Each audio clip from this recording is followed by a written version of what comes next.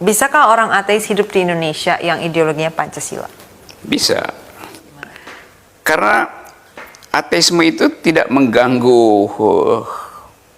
Ateisme kan bukan kriminal. Ateisme bayar pajak, negeri ini perlu pajak, jadi biasa aja. Apa yang ditakuti? Kan orang selalu bilangnya sila pertama Ya. atau ketuhanan yang Maha Esa, kan ateisme dalam tanda kutip nggak kenal ketuhanan yang Maha Esa, gimana? Itu sila pertama, tapi sila kedua memungkinkan orang jadi ateis. Humanisme itu adalah ateis. Kemanusiaan yang adil dan beradab dasarnya adalah ateis. Saya terangkan sedikit ya supaya supaya nggak salah paham. Kalau saya berbuat baik atas nama kemanusiaan, tidak ingin dapat pahala di surga, orang akan bilang saya ateis karena nggak percaya ada pahala di surga. Yang nggak ada soal, karena saya tidak ingin berbuat sesuatu untuk dapat pahala. Justru itu perbuatan yang tidak otentik, palsu. Kalau bilang saya berbuat sesuatu kebaikan supaya saya masuk surga tuh. Kalau masuk surga ya bonus aja kan. Nah, pikiran semacam itu ya pikiran sekuler. Di dalam sekularisme, di dalam pikiran sekuler ada versi ateisme itu. Tidak semua orang ateis adalah sekuler, tapi ada versi ateis dalam sekuler, yaitu humanisme tadi.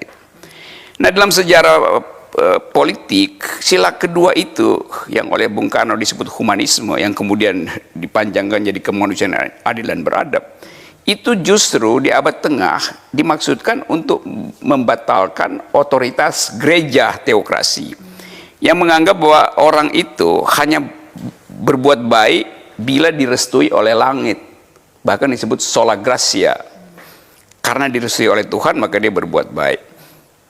Itu konsekuensinya panjang, bahwa politik dikendalikan oleh gereja, maka muncul humanisme. Jadi humanisme itu adalah antitesis dari teokrasi. Dengan kata lain, sila kedua Pancasila itu antitesis dari sila pertama sebetulnya. Sebenarnya bertentangan dua sila itu. Nah, saya menafsirkan. Tapi ada di dalam dalam satu sumber hukum yang sama, yaitu Pancasila. Karena itu saya bilang menafsirkannya Pancasila itu bukan sesuatu yang utuh, itu gabungan dari macam-macam pikiran sebetulnya. Karena itu nggak tepat menyebutkan Pancasila itu ideologi. Sebetulnya itu pandangan hidup yang plural. Kalau ideologi dia mesti tunggal, mesti koheren. Iya, betul. Sila pertama pasti bertentangan dengan demokrasi. Demokrasi boleh nggak bertuhan. Demokrasi kan boleh nggak beragama kan? Karena agama itu adalah hak. Jadi boleh dia pakai, boleh nggak dia pakai.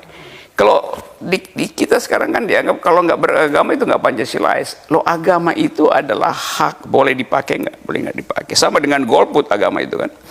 Jadi ateisme itu sebetulnya golput di dalam teologi itu. Saya nggak mau pakai hak saya beragama. Apakah saya jahat? Tidak. Jahat kalau saya melanggar KUHP, membunuh orang itu jahat. Apakah ateis membunuh orang?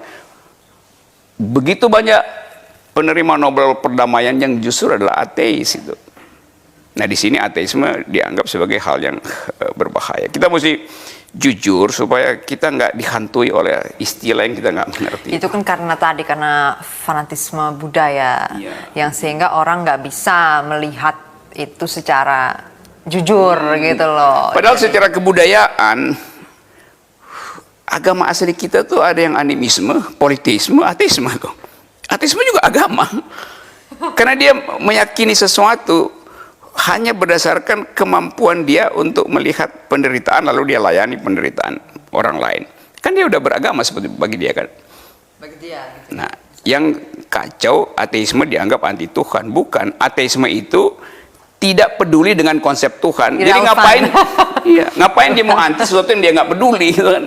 Ya soal biasa. Menjelaskan itu agak susah betul. Dianggap anti Tuhan nggak anti Tuhan. Itu kalau itu antiteis ya. Itu antiteis.